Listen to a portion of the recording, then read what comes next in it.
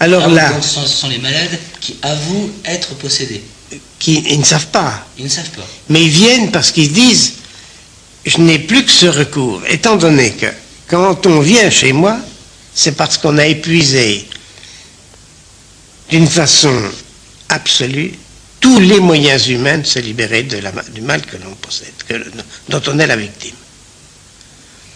Les malades qui viennent ici pour me demander du secours, ce sont des malades qui ont vu 20, 30, 50, 100 médecins, chirurgiens compris. Et que leur répondent ces médecins? Et qui leur répondent, votre cas, il est mystérieux parce que, voyez-vous, tous les médecins commencent un traitement, puis au bout d'un certain temps, ça ne fait rien, on en recommence un autre, on les renvoie à un autre médecin, il faut faire des analyses, etc. Si bien qu'au bout de 2, 3, 4, 5 ans, les malades sont exactement la même chose. Inguérissables, et puis absolument hors de tout soin de la part des médecins, parce que ce qu'ils font, puis rien, c'est exactement la même chose. À ce moment-là, ils cherchent une délivrance d'un autre côté, comprenez-vous? Alors ils disent, mais en fait, mais alors qu'est-ce qu'il faut que je fasse? Mais vous avez des médecins qui, ayant la foi chrétienne, sans être évidemment, sans être versés dans ces questions-là, qui disent, écoutez, ce que vous devriez faire, c'est de voir un prêtre. Il faut voir un prêtre.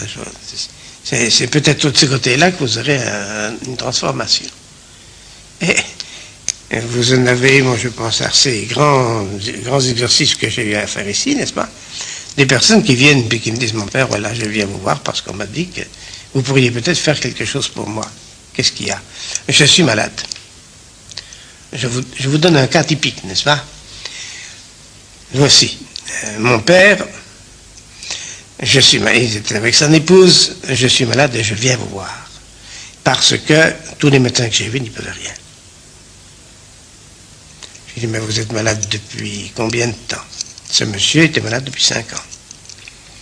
Il a vu tous les médecins d'Orléans. Il en a vu de Paris, il en a vu un peu partout. Il a même été visité par les chirurgiens. On l'a ouvert pour regarder la vésicule biliaire, il n'y avait rien. Enfin, tout ce qu'il a eu, c'est simplement des essais de soins sans aucun résultat. C'était un industriel et cet homme me dit, mon père, voilà, je souffre depuis 5 ans. Je lui dis, mais à quelle occasion avez-vous commencé à souffrir? Il dit, bien, c'est à la suite, ça a commencé à l'occasion d'une confession que j'ai faite. C'est la confession de ma conversion. J'ai été malade, illico, et j'ai mal dans le ventre depuis ce moment-là. Sans jamais rien trouver, les médecins n'y comprenaient rien, je n'ai absolument rien d'organique, et cependant je souffre terriblement. Le cas est plus typique que d'autres, bien sûr, j'ai été plus rapide dans ma conclusion. Pourquoi? Parce qu'il m'a confié qu'il était converti. Alors je lui dis, mais avant votre conversion, qui date de 5 ans à peu près, que faisiez-vous? J'étais toujours industriel, mais je dois dire que j'ai beaucoup travaillé la magie. J'ai fait de la magie pendant toute ma vie. Et depuis l'âge de 6 ans, aucune église n'a vu ma présence. J'ai vécu en faisant le mal, en cherchant à le faire, et j'ai voulu m'allier avec Satan, disons le mot, pour jouir de la vie le mieux possible. Et j'ai été vraiment exaucé. Quand on parle de magie, on parle aussi de gens qui font bouger des tables, qui jouent au cartes. Oui, ça c'est de la petite magie, mais je parle moi de la magie noire. Magie noire. Oui, celle qui nous met directement en rapport avec les esprits supérieurs, avec le démon. Ne faut-il pas être soi-même supérieur pour être en rapport avec des éléments supérieurs? Est-ce que n'importe qui peut faire de la magie noire et être en rapport avec le diable? Je peux dire qu'en pratique, c'est pas nécessaire d'être... Tout le monde peut se donner au démon. Le démon répond à l'appel de ceux qui lui demandent. de même que le bon Dieu ne refuse jamais sa grâce à ceux qui la demandent, Satan ne refuse jamais son aide, puisqu'il a reçu de Dieu la permission de tenter l'homme jusqu'à la fin des temps. C'est lui qui permet à l'homme de choisir d'une façon très positive son salut éternel, ou bien sa perte éternelle. Satan n'agit pas toujours directement, heureusement, parce que la providence tout de même ne lui permet pas tout, mais le bon Dieu, mystérieusement pour nous, permet quelquefois que le démon intervienne directement dans la vie de l'homme, à l'appel même de l'homme. Alors votre malade avait, lui, durant toute sa vie... Lui, celui-là, il avait, pendant de nombreuses années, n'est-ce pas, il avait 52 ans à l'époque, 52 ans, oui. Eh bien, il avait fait le mal et toujours avec succès. Alors je lui ai dit, dans ces conditions-là, voyez-vous, je n'ai pas beaucoup d'hésitation à vous dire qu'en face de cette impuissance des médecins, en face de l'impuissance de tous les soins que vous avez reçus à être soulagés, après l'aveu de votre vie de, comment dirais-je, de mixité avec le démonisme, n'est-ce pas, avec la magie, il y a bien des chances pour que le démon soit là. Et je vais commencer tout de suite les exorcismes. Je n'ai pas hésité une seconde, voyez-vous. Pour d'autres, on attend davantage, on a des recoupements, voyez-vous, on s'arrange de façon à avoir un maximum de certitude. Notez également que le bon Dieu nous donne des grâces un petit peu spéciales. Il arrive évidemment que le bon Dieu nous laisse sentir, comment vous expliquer cela, moi je ne sais pas l'expliquer bien sûr, mais on arrive que le bon Dieu nous donne de sentir la présence du démon. Il y a un malaise qui se produit, il y a quelque chose qui est tout à fait en dehors de l'expérience humaine, et qui nous oblige presque à conclure que Satan est là. Pour cet homme, ça n'a pas été nécessaire, et j'ai fait l'exorcisme, qui a duré depuis le vendredi jusqu'au dimanche soir. Ah, en général, ça dure jamais tellement plus longtemps? 3 jours? Oh, ça dure 3 jours, ça dure. Il n'est pas encore complètement délivré, cet homme. Et ça fait, il y a combien de temps qu'il est venu? La première fois qu'il est venu, il y a au moins 7-8 ans. Mais dans Monseigneur Christiani, vous verrez des cas qui ont duré plus de 30 ans et qui ne sont pas terminés. Il y en a un qui est indiqué là-dedans. Alors comment ça se passe? Bon, alors, donc vous avez décidé que alors j'ai décidé. Alors, il a d'abord été, évidemment, comme vous êtes là, n'est-ce pas? Et moi j'ai récité les prières, des grands exorcismes. Il faut y mettre toute sa foi, il faut y mettre tout son cœur, bien sûr. Et à la première séance, qui a duré 2 heures, le vendredi après-midi, alors il m'a dit, ben, il n'y a rien d'extraordinaire. J'ai recommencé le samedi matin, le samedi après-midi, le dimanche matin, le dimanche après-midi, et le soir, avant qu'il s'en aille, alors je lui ai dit, alors maintenant, à la fin de ce premier contact, qu'est-ce que vous pensez? Qu'est-ce que vous ressentez? Il m'a répondu, mon père, oui, il y a quelque chose de nouveau. J'ai ressenti du feu dans le ventre. Les douleurs que j'éprouve ne sont plus ce que j'éprouvais, mais j'ai senti nettement la présence du feu. Je dis, bon, c'est bien, alors il faudra revenir. Je voulais avoir une petite confirmation, voyez-vous. Voilà. Il est revenu un autre week-end, toujours le vendredi soir, le vendredi pour l'après-midi, en restant le samedi et le dimanche. Cette fois-là, quand ça a été terminé, avant de partir, je lui ai demandé de nouveau, alors qu'est-ce que vous avez ressenti cette fois-ci? Mon père, l'enfer. J'ai eu l'enfer dans le ventre. Vous voyez la différence qu'il faisait, lui, entre son mal de ventre, deuxième chose, le feu, troisième, l'enfer. Il donnait par conséquent à cette sensation quelque chose d'atroce, voyez-vous. Donc en fait, il avait plus mal après qu'avant encore. Ah oui. plus. Puis il est parti. Il est revenu dans une autre chose. Et alors, à ce moment-là, un phénomène que je n'avais encore jamais constaté dans les mêmes proportions, il s'est endormi. Il s'est endormi au bout d'une dizaine de minutes de prière. Il est devenu comme de la glace, comme une barre d'acier qu'on ne peut pas toucher. Et complètement, comment dirais-je, complètement dans le coma, si on peut s'y parler. Coma, n'ayant plus ni sa connaissance, n'ayant absolument plus rien. J'ai fait tout l'exorcisme normalement. Toujours pas des prières. Toujours les prières. J'ai jamais rien fait d'autre. Je m'en tiens strictement aux rubriques. Je ne fais absolument rien de moi-même. Alors, ce brave monsieur, n'est-ce pas, au bout de 2 heures d'exorcisme, on attendait qu'il revienne à lui et il mettait une demi-heure, 3/4 d'heure pour redevenir normal. Et vous, la chaleur commençait à revenir par les bras, on sentait la chaleur qui commençait à redescendre. C'était même assez angoissant au départ parce qu'on se demande ce qui va se passer. Je n'ai pas de doute. Et puis, la deuxième fois que s'est produit ce phénomène, dans un autre voyage, il s'est endormi, mais toutes les muqueuses se sont mises à marcher. Par conséquent, dans ce coma qui était le sien, il pleurait, il bavait, enfin, je vous laisse deviner tout le reste. D'ailleurs, à la grande stupéfaction de sa femme, n'est-ce pas, qui est obligée d'aller acheter du linge et des vêtements. Alors, c'est resté comme cela.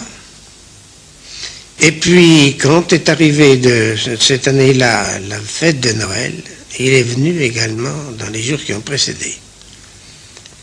Seulement, quand il est arrivé, il m'a simplement dit, mon père, je lui ai demandé ses nouvelles, il m'a dit, comment allez-vous, etc. Mais mon père, ça ne va pas. J'ai mal dans le dos, mais c'est quelque chose de terrible. Et j'ai mal dans le dos depuis qu'on a pris la décision de venir. Ah, j'ai dit, attention. Mal dans le dos, vous n'avez jamais éprouvé ça, jamais. Et le ventre, moins. Mais j'ai très mal dans le dos. Alors je lui ai dit, ben écoutez, puisque c'est comme ça, nous allons monter à Boujaï, chez les sœurs de Boujaï, qui ont le don de remettre les colonnes vertébrales. Elles m'aident beaucoup dans mon travail.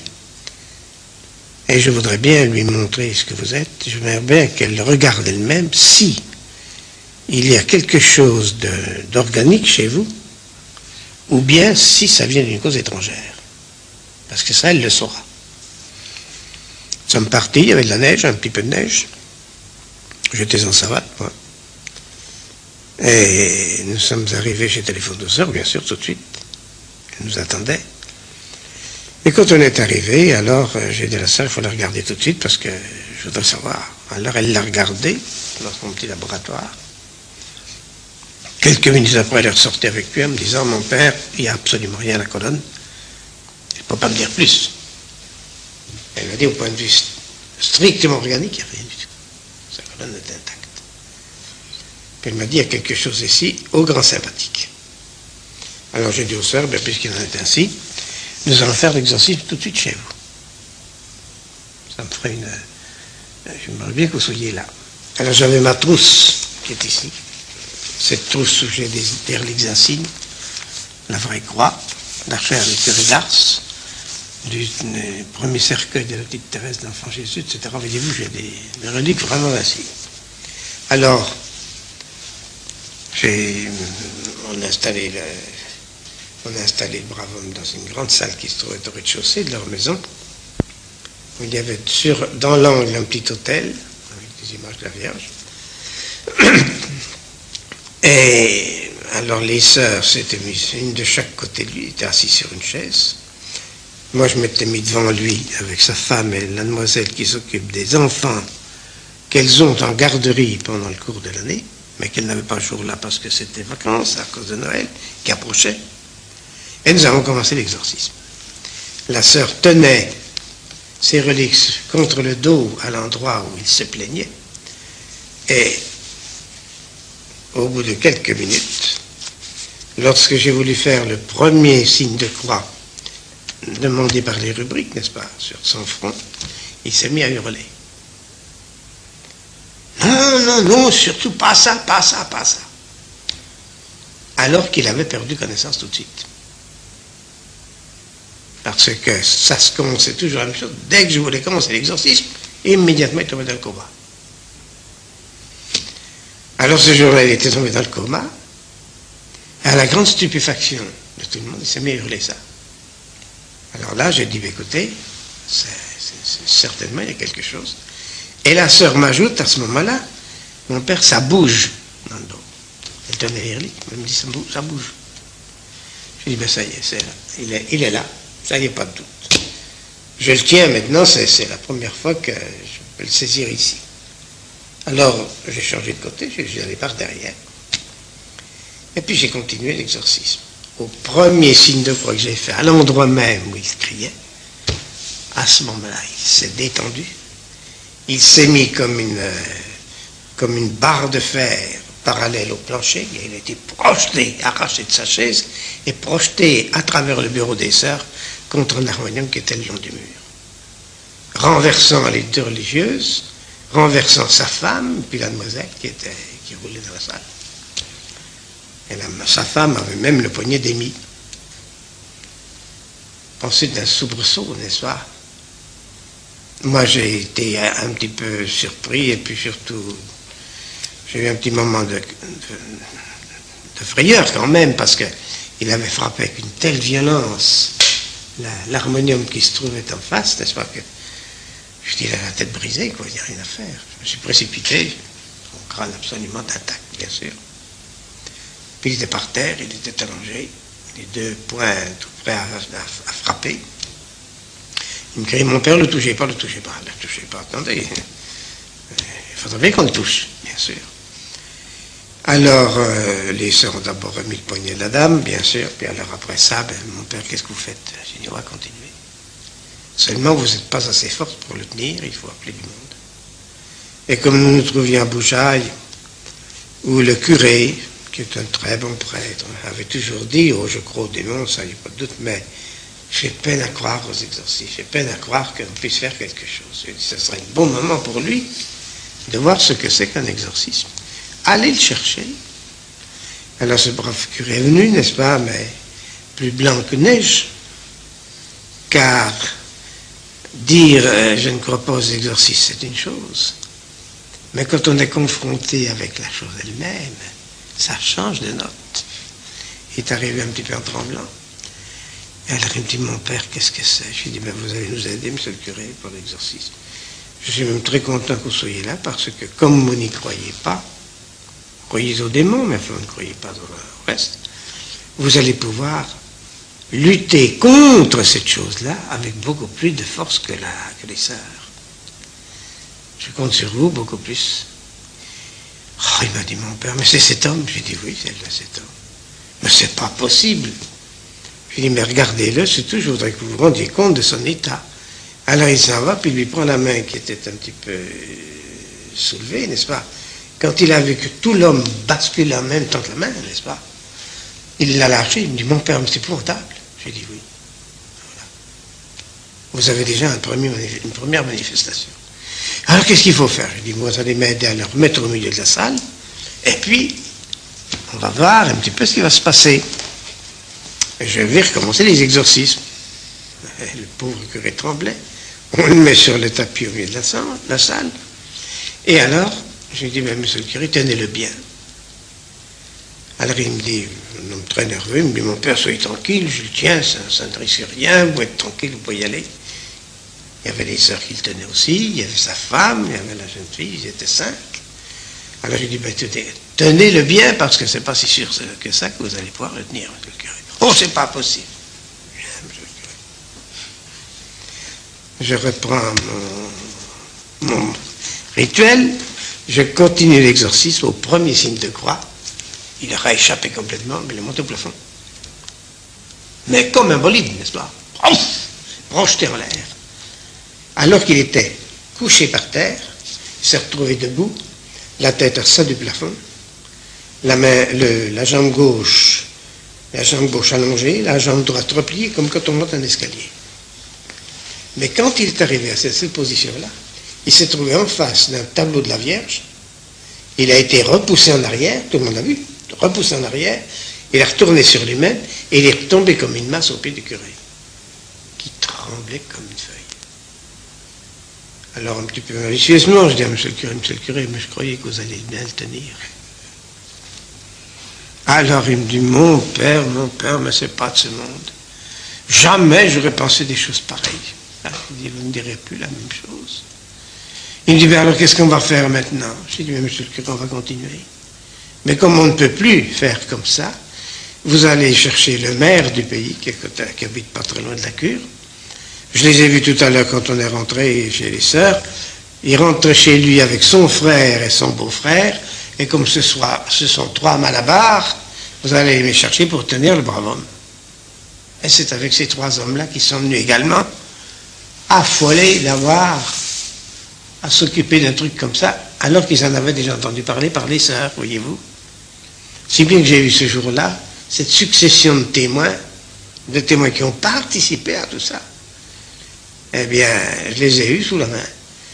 Évidemment, quand on a voulu continuer, tout de même, je leur ai dit, écoutez, il faut tout de même que nous soyons sages, je vais continuer l'exorcisme pour le terminer, mais je ne veux pas provoquer Satan.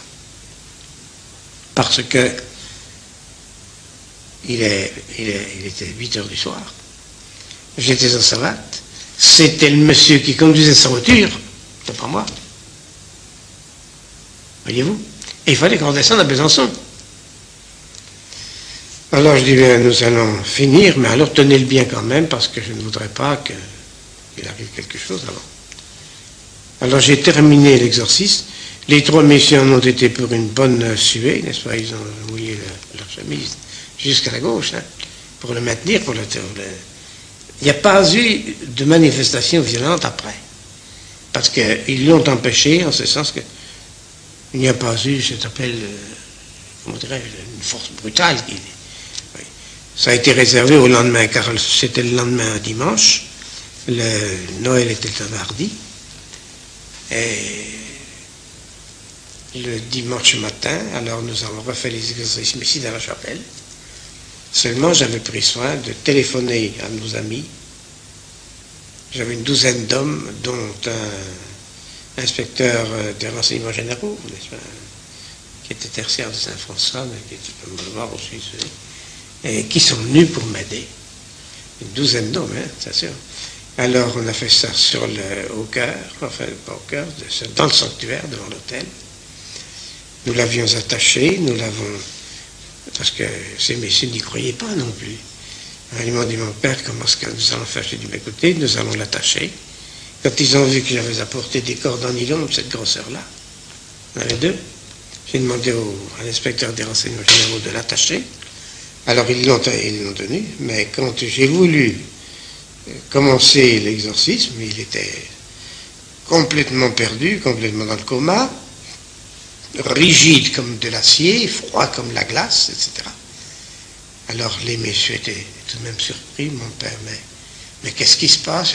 C'est l'exorcisme, qu'est-ce que c'est Satan qui provoque toutes ces misères.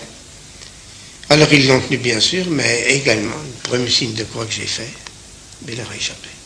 Les cordes sont tombées, puis il est parti dans l'espace, n'est-ce pas? Ils ont fini par la raccrocher comme ils ont pu. Ils l'ont étendu par terre, en le tenant et le maintenant, voyez-vous.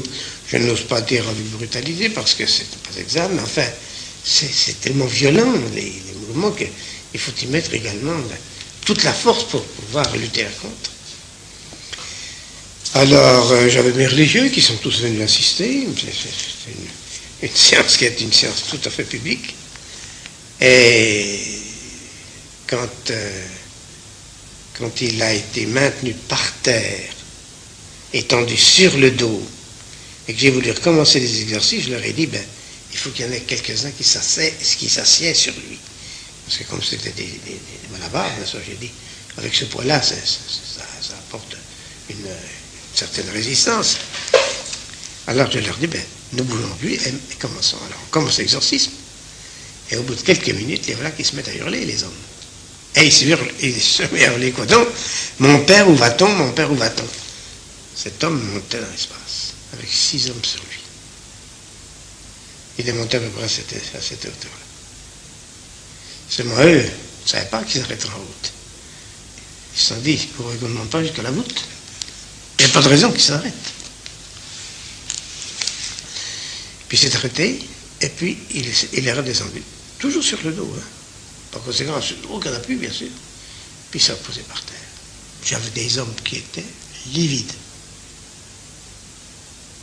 Les hommes qui regardaient étaient livides. Ça, il n'y a pas de doute. Seulement, dès qu'il a touché terre, il s'est mis à crier, l'homme. Redevenu lui-même d'un seul coup, alors qu'il fallait 1 heure pour qu'il revienne à lui, d'un seul coup, il était revenu à lui-même. Mon père, je suis guéri. Et là, le démon m'a possédé, moi. Parce que, c'est le cas de le dire, je l'ai possédé. Il m'a trompé d'une façon absolue, parce que moi j'ai cru. Si bien qu'on a arrêté l'exorcisme complètement, puis l'homme était redevenu lui-même heureux, vous savez, mais, et puis ne souffrant plus rien. Je dis, mon Dieu, soyez béni de cette délivrance. Alors nous avons chanté le Magnificat, et j'ai célébré la messe d'action de grâce immédiatement. Messe d'action de grâce à laquelle tout le monde a communié, tous les hommes ont voulu se confesser, tout le monde a communié. J'en avais qui ne prodiguaient pas, ces braves gens. J'avais fait exprès d'ailleurs, parce que je fais comme ça. Quand j'ai des cas un peu extraordinaires, je fais venir quelquefois des hommes qui ne pratiquent pas. Mais quand ils voient ce qui se passe, ils s'en vont puis ils reviennent. J'en ai une fois qui me dit comme ça, au bout d'un moment, mon père, je m'en vais, je vais revenir. Comme s'il allait aux toilettes, n'est-ce pas? Puis au bout de 20 minutes, 25 minutes, confesser, ça va. Voyez-vous, ça rappelle à la réalité. Voilà un exemple, voyez-vous, que je vous cite. Mais il n'était pas guéri, car ça a recommencé 2 mois après. Il a fallu tout recommencer. Et c'est cet homme-là qui a servi, j'allais dire, de cobaye, il n'est pas seulement pas exact, il a servi d'exemple qu'a contrôlé le professeur Allers, professeur de psychiatrie de Besançon, qui est venu assister aux exorcismes. Avec un de mes neveux d'ailleurs, qui est professeur de médecine aussi ici, et qui l'avait amené. On voit dans le film L'exorcisme des combats entre l'exorciste et le patient, des combats de l'eau bénite lancée. Oui, bien sûr. Dans les séances qui ont eu lieu après, où il y avait par exemple M. Allers, eh bien, il l'a vu, n'est-ce pas? Quand je lui ai fait constater l'état du malade, etc., qu'il a vu, il l'a palpé, il a été bouleversé. Il m'a dit, mon père, j'ai jamais vu ça, bien sûr. Je n'ai jamais vu ça. Et alors, dans les exorcismes, n'est-ce pas, l'Église nous fait demander, par exemple, le nom du démon qui possède la personne. Quand il sera délivré, de donner la date, de donner des explications, de donner Eh bien, le nom, pour ce brave homme, je ne l'ai jamais pu l'obtenir. Jamais. Oui, mais qu'est-ce qu'il vous répond, là? Ah ben, il répond, il y a une bonne sœur qui m'a répondu, Lucifer. Est-ce que vous avez aussi exorcisé une bonne sœur? Bien sûr. Eh oui. Eh oui. Eh oui, oh, ça arrive, n'est-ce pas? C'était une juive convertie, cette religieuse. Mais quand j'ai demandé le nom, c'est pas au premier exorcisme, attention. C'est au bout de 2 ou 3. Elle est restée 15 jours ici, cette sœur. Je l'ai eue tous les jours, matin, soir. Bien, quand la première fois qu'elle m'a répondu quelque chose, elle a en pleine figure, elle a Lucifer. Ça impressionne aussi. Ça, je ne vous le cache pas, parce qu'à ce moment-là, ce n'est plus la personne qui parle. On ne reconnaît pas sa voix. Mais avec M. Leleuf, n'est-ce pas, quand il était ici, lorsque j'ai demandé, j'aurais voulu absolument qu'il me donne le nom, surtout pendant que le docteur était là, je lui ai commandé ça au nom de la Sainte Trinité, je lui ai commandé ça au nom du cœur de Jésus, au nom de la Sainte Vierge, etc. Je lui ai ordonné ça, je ne sais pas, peut-être 100 fois. Toutes les fois, c'était la même réponse. Non, je ne le dirai pas. Mais alors, dans une figure tellement ravagée, et surtout les yeux. Ce jour-là, les yeux étaient vraiment incandescents. J'étais presque sur lui, n'est-ce pas? Parce qu'à ce moment-là, je ne sais pas, on est un petit peu électrisé, je ne sais pas comment dire, n'est-ce pas? On est soi-même sous le coup d'une force qui dépasse nos forces humaines. Eh bien, j'avais là les deux yeux de cet homme qui me fixait, puis c'était deux brasiers, ni plus ni moins, le docteur Allers, que j'ai appelé, qui a regardé, s'est détourné, il m'a dit, il s'est retiré. Il s'est retiré. Vous voyez, alors nous avons là des manifestations totalement différentes. J'ai eu pour ce brave homme des délivrances réelles, car il y a eu une manifestation, par exemple, qui s'est produite devant le docteur Allers, il était témoin des choses, lorsque j'ai demandé le nom, n'est-ce pas, à un moment donné, au lieu de demander le nom, j'ai pensé à demander le nombre. Des choses extraordinaires, il m'a répondu milliards. Moi, j'ai été un petit peu soufflé, bien sûr, j'étais stupéfait, je n'ai rien dit, n'est-ce pas, mais il me donne ce nom, et puis quelques instants après, le voilà qui commence à étouffer. Sa gorge s'est mise à gonfler, sa tête a gonflé, s'est violacée, la langue s'est sortie, les yeux dilatés. Tout le monde me disait ici, mon père, il va mourir, mon père, il va mourir, il étouffe, il étouffe, il étouffe. Alors j'ai pris mon sel béni, n'est-ce pas, un simple petit grain que j'ai lancé dans cette bouche ouverte, n'est-ce pas, énorme. Immédiatement, il est redevenu normal. Tout a cessé. Tout a cessé. Mon père, je suis guéri. J'ai dit, mon cher ami, nous allons remercier la Sainte Vierge. Alors devant tout le monde, avec tout le monde, on va réciter le Magnificat. Quand ça a été terminé, alors il me dit, mais mon père, il faut me détacher. Ah, j'ai dit non. Le démon m'a eu une fois, à l'église. On repart deux. Il n'est pas parti, c'est pas vrai ça. Ou tout au moins, il y en a encore. Je recommence, tout a recommencé. Alors, séance tenante, hein, c'était revenu aussi rapidement que c'était parti. Il est revenu de la glace, de l'acier, etc. Puis, toujours au même endroit, dic mihi nomentum, aut numerum, il me répond 9. 9. Et le même phénomène de strangulation s'est produit. J'ai repris du sel béni, lui lancé dans la bouche, il est redevenu normal. J'ai recommencé, mon cher ami, et quand, au même endroit, quand je lui ai demandé dic mihi numerum, il m'a répondu 3. Même phénomène de strangulation. J'ai recommencé, il m'a dit 2, j'ai recommencé 1, j'ai jamais pu en sortir. Je bute au dernier. Et ces derniers quoi? Ces derniers démons? Oui, mais qu'est-ce que c'est? C'est un prince de l'enfer, il n'y a pas de doute. Je n'ai encore pas pu le dérouler. Pas plus d'avoir son nom.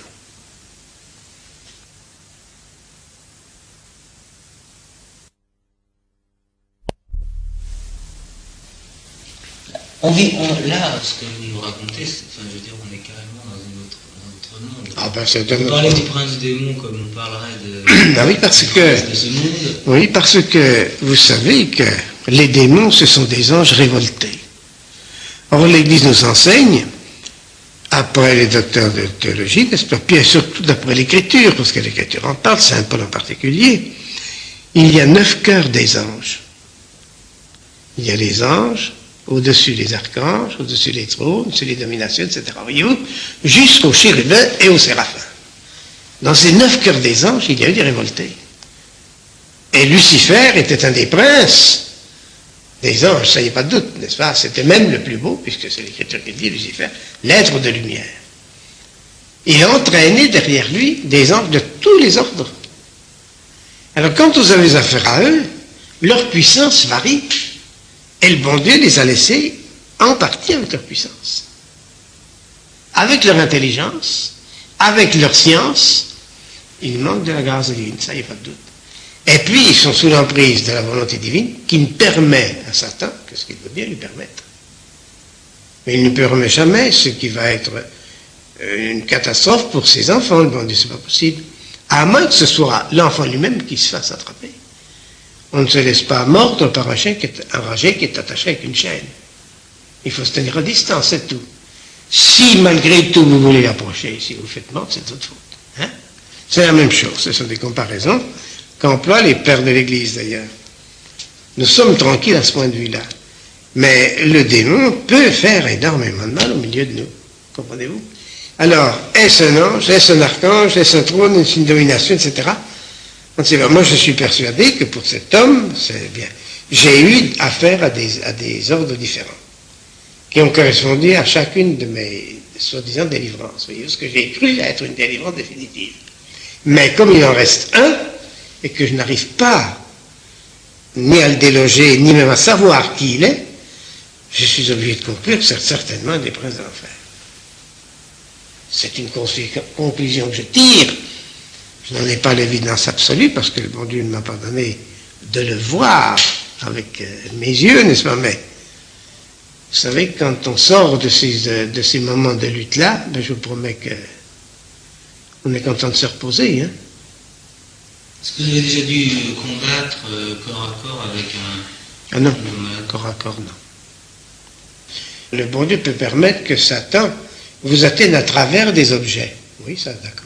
C'est-à-dire Ben, ça, recevoir une pierre, recevoir une chaise sur la tête, etc. Voyez-vous, ça peut arriver. Mais il ne permettra jamais, je crois que c'est comme ça, je ne l'ai jamais constaté d'ailleurs autrement, il ne permettra jamais que vous soyez blessé, que vous soyez dans vos œuvres vives de vie. Évidemment, s'il vous attrape comme ma petite sœur Josepha Menendez, n'est-ce pas, dont vous avez peut-être lu la vie, eh bien, elle a été prise par Satan et puis mise dans des positions vraiment anormales, dans des placards, dans des endroits où c'était impossible que la petite sœur puisse y loger. Comprenez-vous? Alors là, le démon peut prendre, oui, d'accord. Moi, je dois dire que pour moi, personnellement, je n'ai jamais souffert de ça. Parce que je pense que dans ce travail d'exorcisme, je suis un délégué de la puissance divine contre Satan. Comprenez-vous? Alors, il n'y a rien à faire, le bon Dieu ne permettra pas. Seulement, si jamais je fais des choses qui ne sont pas conformes aux rubriques, et puis qu'il m'arrive quelque chose, il ne faudra pas que je me plaigne. Parce que si je ne suis pas dans l'obéissance à l'Église, je n'ai plus ma protection. Parce que pour moi, c'est absolu ça. Tant que je suis dans les mains de l'Église, tant que je suis dans l'obéissance à l'Église, dans le respect le plus absolu de toutes les rubriques qu'elle donne, là, je dis, il n'y a rien à faire, il ne me peut rien. C'est pas possible. Une chose qui m'a étonné d'ailleurs, c'est lorsque vous parliez de ces gens qui participaient un petit peu ou qui assistaient à l'exorcisme. Je croyais qu'il fallait être en cercle privé, je veux dire, le prêtre, l'être à exorciser, et puis point. Avec tout spectacle, non, puisque vous avez les exercices publics. C'est prévu ça dans l'Église. Vous voulez dire de plusieurs personnes? Non, à l'Église en public, devant une foule, en prière. Au Moyen-Âge, ça se faisait comme ça, en grande partie. Voyez-vous. Et je crois d'ailleurs que dans l'interprétation du code de droit canonique, la réserve qui est faite au sujet des exorcismes est surtout faite pour cela, pour les exorcismes publics. On n'a pas le droit de le faire en public sans une autorisation spéciale de l'Église. Oui, pour ne pas que ça dégénère en spectacle. Voilà. Et que par le fait même, le démon trouve des complicités, voilà, de curiosité dans l'assistance. Et par conséquent, provoque des désordres qui sont encore plus graves. Des interprétations diverses, évidemment. Les impôts, les autres comptes. Évidemment, ça, il n'y a pas de doute. Est-ce qu'on peut photographier à l'exorcisme? Est-ce que ça existe des photos d'exorcisés? Oui, on en a pris, bien sûr.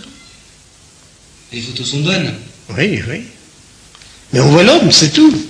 On le voit. Vous voyez l'homme dans sa crise? Oui, dans sa crise, bien sûr. Ça a été pris comme il y avait la cassette, il y a eu le cinéma en même temps. C'était une prise de vue complète. Mais vous avez filmé la chose? Oui. Puisque dans ces conférences, M. Sanchez en a parlé. Et il emporte avec lui sa cassette et ses bandes. Après tout ce que vous venez de nous dire, Père, on a l'impression de se trouver dans un autre monde, dans une autre galaxie, C'est très exact, c'est très exact. Mais il y a bien des choses, n'est-ce pas, qui viennent de notre ignorance. Il y a d'abord une chose qui est certaine, c'est que la présence de Satan dans le monde, c'est pas seulement dans le monde moderne, comme le dit Monseigneur Cristiani, dans son livre Satan dans le monde moderne, c'est bien le titre. Satan, à l'heure actuelle, est sur terre autant que dans les enfers. Car l'apôtre Saint Paul nous déclare, ainsi Saint Jean dans l'Apocalypse, qu'au terme de leur bataille dans le ciel, Saint Michel et Satan et Lucifer, avec les anges, les bons anges et les mauvais, la lutte s'est terminée dans cette défaite de Satan qui a été chassé, nous dit l'Écriture, donc la parole de Dieu, sur terre et dans les enfers, dans l'atmosphère. Tous les démons ne sont pas en enfer, il faut bien savoir cela. Nous n'avons pas l'air d'y penser, nous n'avons pas l'air de le croire, et cependant, pendant des années, le pape Léon XIII nous a fait réciter la prière à Saint-Michel au pied de l'autel, après la messe, repoussez en enfer Satan et les autres esprits mauvais qui errent dans le monde pour perdre les âmes. Repoussez en enfer, ça prouve qu'il n'y est pas. Puisqu'on ajoute qui errent dans le monde pour perdre les âmes.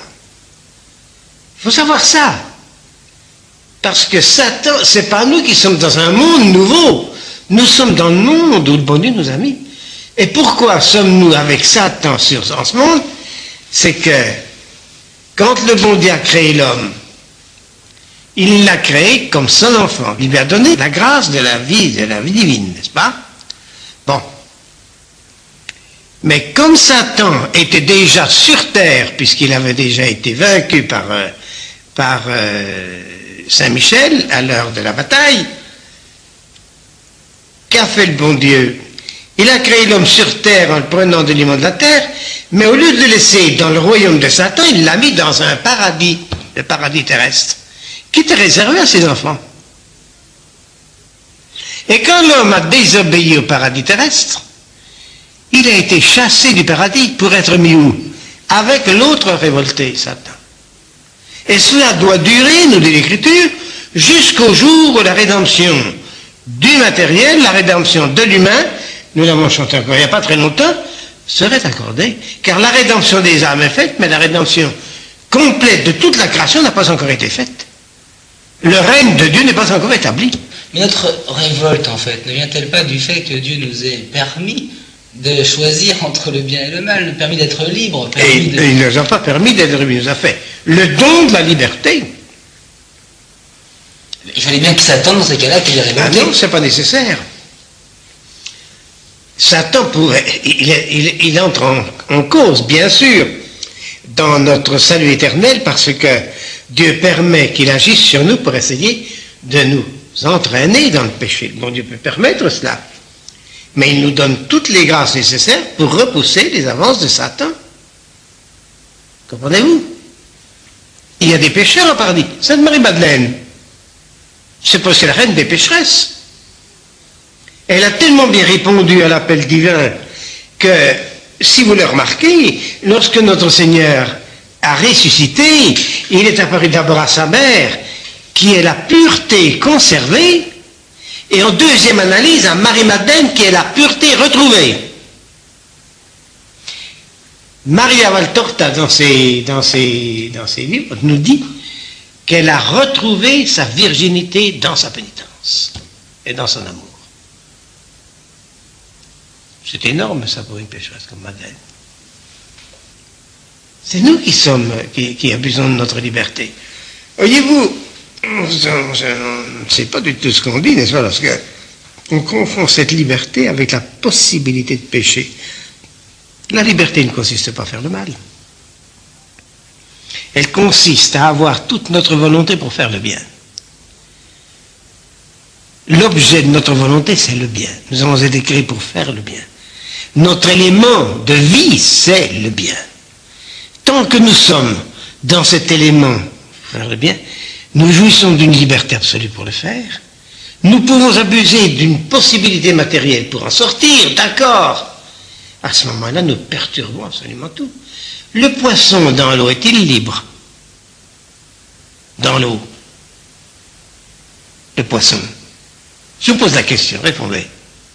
Oui. Évidemment. Et tant qu'il est dans son élément, eh bien, je vous prie croire que vous aurez besoin de le prendre à la main. Hein? Mais s'il en sort de cet élément, est-ce qu'il peut en sortir? Le poisson. Vous n'avez jamais vu un poisson sortir de l'eau et puis tomber sur le pré qui est à côté? Eh oui, il en a la force, puis qu'il remonte les barrages. Mais s'il en sort, il crève. L'oiseau dans l'air, est-ce qu'il est libre? Sûrement. S'il plonge dans l'eau puis qu'il sorte de son élément qui est l'air et non pas à l'eau, qu'est-ce qu'il fait? Il meurt.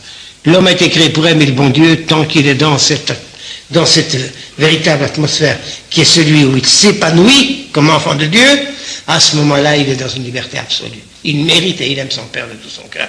S'il en sort, j'allais dire, il crève. Oui. Il meurt.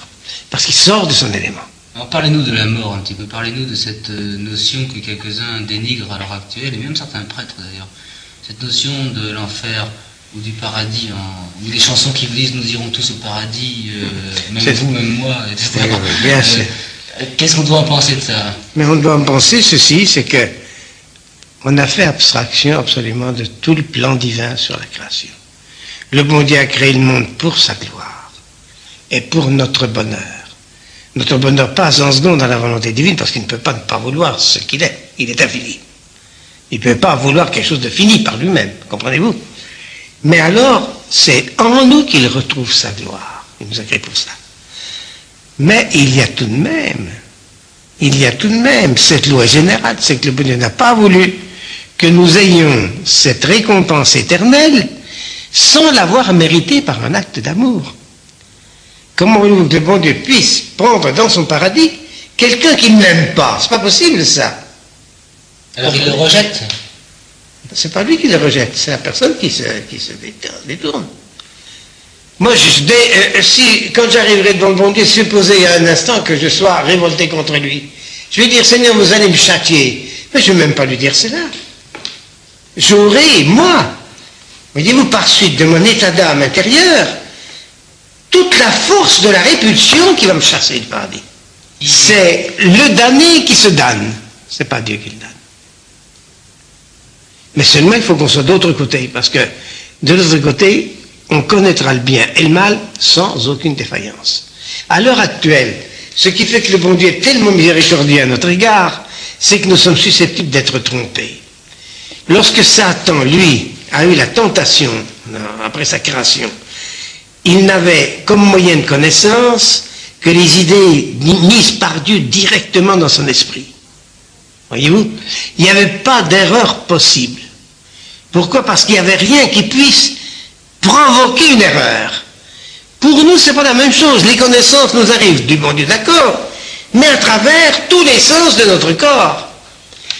Moi, je ne connais les choses que par mes yeux, que par mes oreilles, que par ma langue, que par mes mains, que par mes pieds, etc. Comprenez-vous?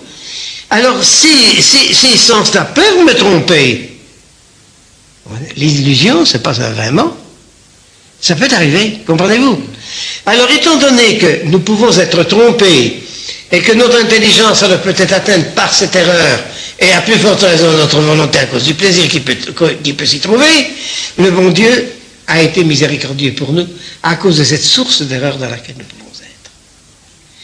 Pour Satan, il n'a pas pu le faire, ça, parce que Satan a eu de la connaissance du bien et du mal d'une façon. Comprenez-vous?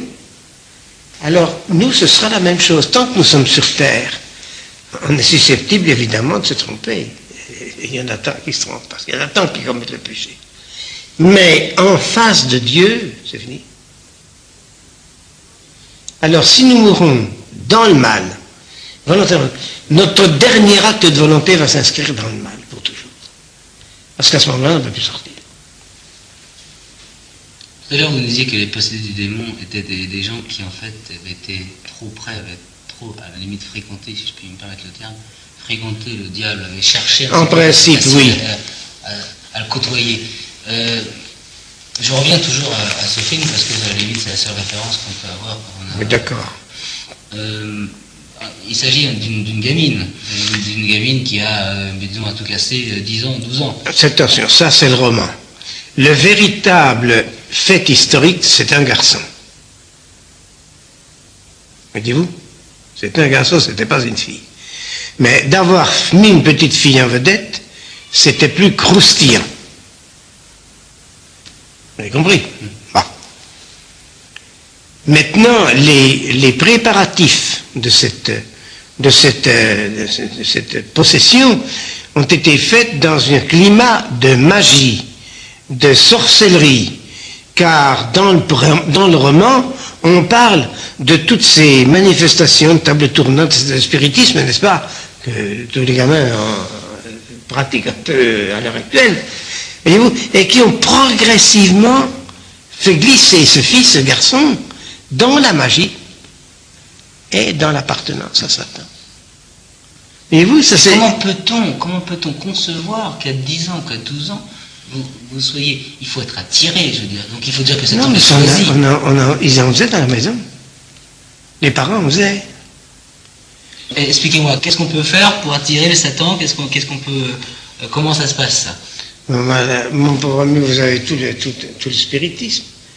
Vous avez les tables tournantes, vous avez toutes ces choses-là, qui apparemment sont des choses anodines, mais que tous les saints ont banni d'une façon terrible, parce que ça, c'est la première amorce de la présence de Satan. C'est du magnétisme, c'est scientifique, ça, maintenant. Mais bien sûr que non. Les tables tournantes, c'est... Mais bien sûr que non. Mais bien sûr que non, mon pauvre petit, c'est là où ce sont des misérables, ceux qui vous disent ça.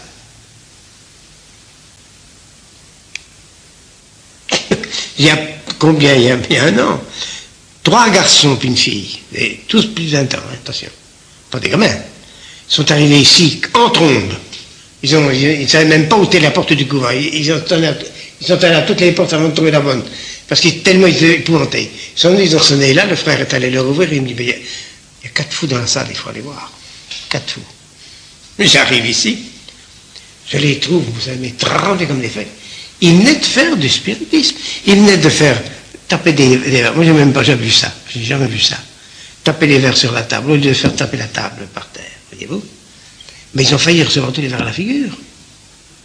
Ils sont arrivés ici épouvantés. Ils m'ont dit, mais mon père, mais c'est épouvantable des choses comme ça. J'ai dit, mes enfants, ça prouve que vous avez été un petit peu fort aussi, certainement, n'est-ce pas? Parce que Satan vous a répondu à la mesure de vos désirs. À telle enseigne que je prétends que le magnétisme, c'est une science, d'accord.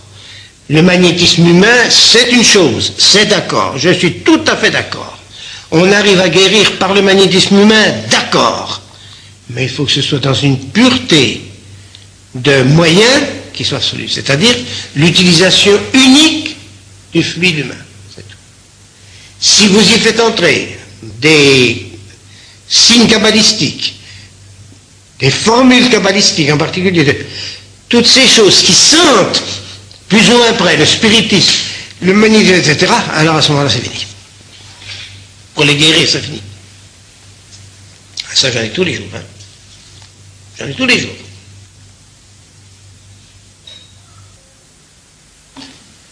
Alors, voyez-vous, le problème, c'est que même, après ce que vous nous avez dit tout à l'heure, n'est-ce pas, le problème, quand on entend parler de sorcellerie, les sorciers aussi arrivent à faire des choses invraisemblables. Alors, où se trouve, si vous voulez, la ligne de démarcation? Elle est dangereuse.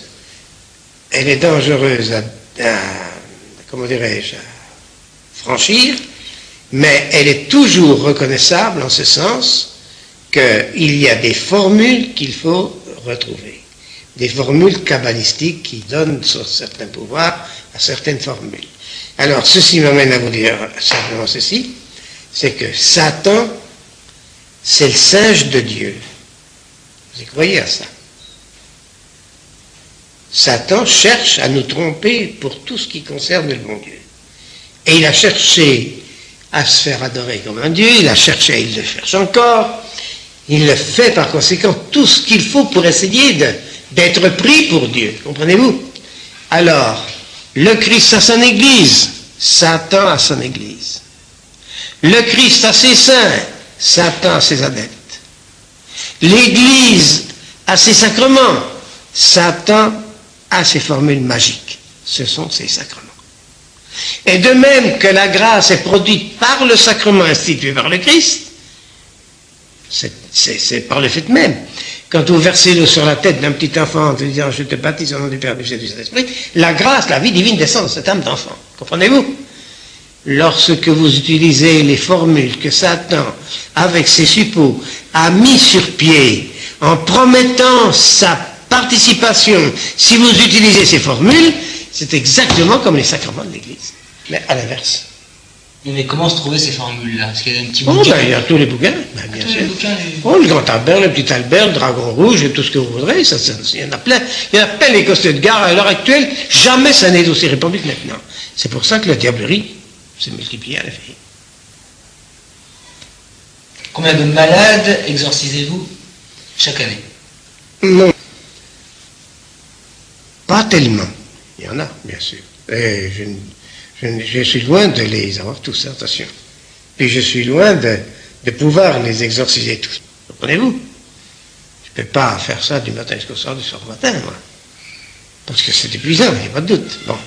D'autre part, les vrais possédés, et puis ils n'ont pas la possibilité de venir comme ils le voudraient.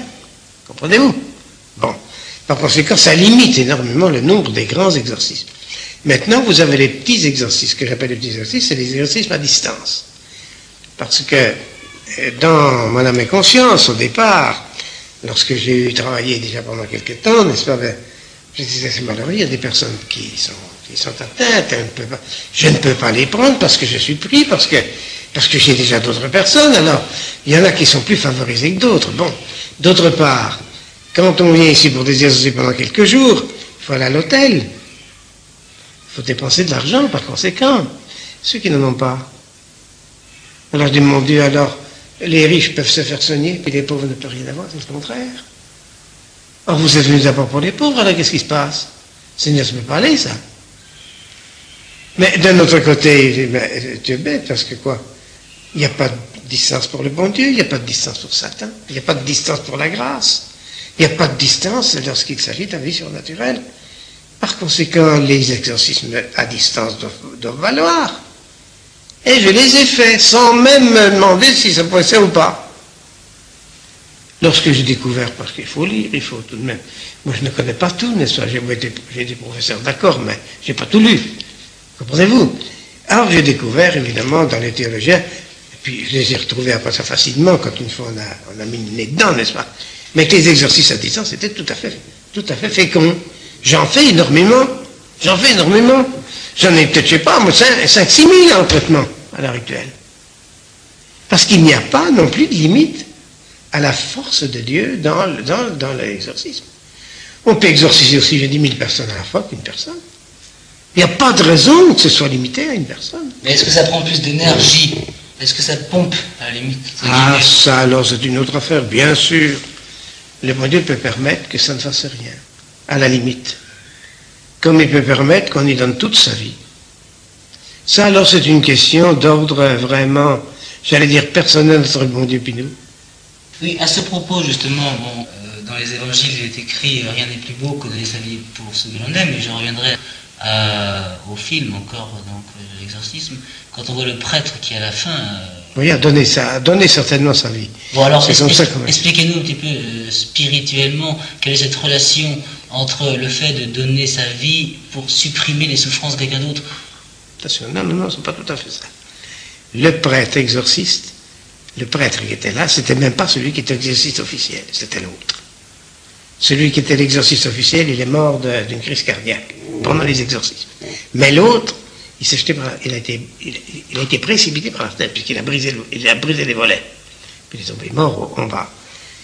C'est un homme qui a eu la grâce d'offrir sa vie à notre Seigneur Jésus-Christ, mais en acceptant d'être possédé à la place de cet enfant.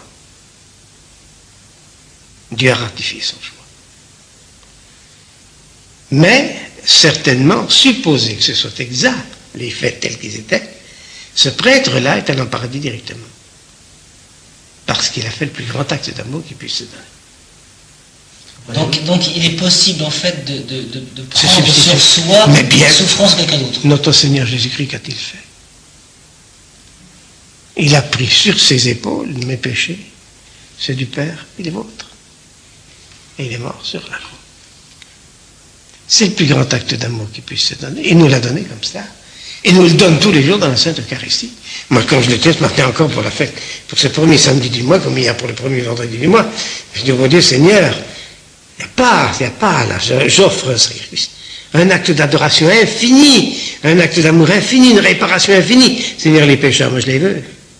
Donnant, Seigneur, je vous offre ça. Mais tu oses me dire ça. Je dis, mais Seigneur, qui c'est qui m'a ordonné prêtre? C'est votre Église. C'est vous qui m'avez appelé, c'est pas moi. C'est vous qui m'avez tout donné. On ne donne pas un joujou à un enfant sans qu'il puisse s'amuser avec. Quand ce sont des choses aussi graves que celles-là, vous les mettriez entre les mains de vos enfants pour ne pas qu'ils s'en servent. C'est pas possible, ça, Seigneur.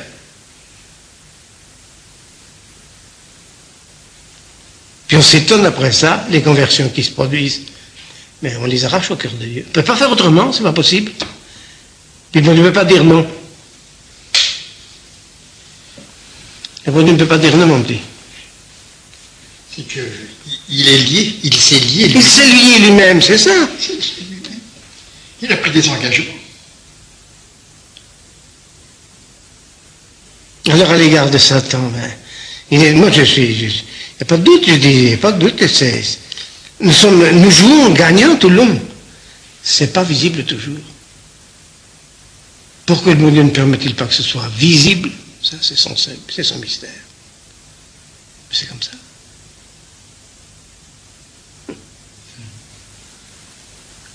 Quel intérêt le diable de s'obstiner alors qu'il est démasqué? Les heures que nous racontiez, il n'en restait plus que 3, plus que 2, plus qu'un. Il est démasqué et il s'obstine. C'est le prince du mal, et en particulier le prince de l'orgueil. Il ne veut pas avouer qu'il est vaincu. Il tient jusqu'au bout. Qu'est-ce qu'il faisait en face du Christ lorsqu'il était, avant d'aller se jeter dans les ports du lac de Génézareth, alors qu'il était dans... Ils étaient légions là dans la... Seigneur, mais pourquoi viens-tu nous tourmenter maintenant? Il ne voulait pas partir. Et là, la grâce toute puissante de la parole du Christ les a chassés, c'est certain. C'est la même chose, comprenez-vous? Mais le démon peut nous s'opposer à nous d'une façon peut-être un petit peu plus puissante. Pourquoi? Parce que, ou bien nous manquons de foi, ou bien nous manquons de charité, etc. Il y a des quantités. Il y a des déficiences aussi chez le prêtre. Moi, je ne suis pas parfait. Et quand je sens que ça a de la résistance davantage, je me dis, c'est de ma faute. Si j'étais un saint, ça ne serait pas comme ça. Puis je me console quand même, parce que je dis, Padre Pierre en avait d'autres, et puis il n'a pas toujours réussi. Alors je dis, ma foi, c'est mon père. J'y ressemble. Puisque vous dites que j'y ressemble une fois plus. C'est permis de lire devant un métophone une prière, celle qui me semble la plus caractéristique pour les exercices. Ben oui, ils sont en latin. Ils sont en latin. Eh oui. Nous n'avons pas de traduction française. Mais vous pouvez traduire. Si vous le connaissez par cœur. Si vous connaissez, si vous m'obligez encore à faire. Si vous pouvez faire, Père, c'est d'en lire une petite en latin et de nous donner après ça sa signification. Sans faire une traduction maintenant. Ici, par exemple, n'est-ce pas? Je te commande qui que tu sois, esprit immonde, et à tous tes compagnons qui assiègent cet enfant de Dieu, ce serviteur de Dieu, ou cette servante, puisque c'est une femme,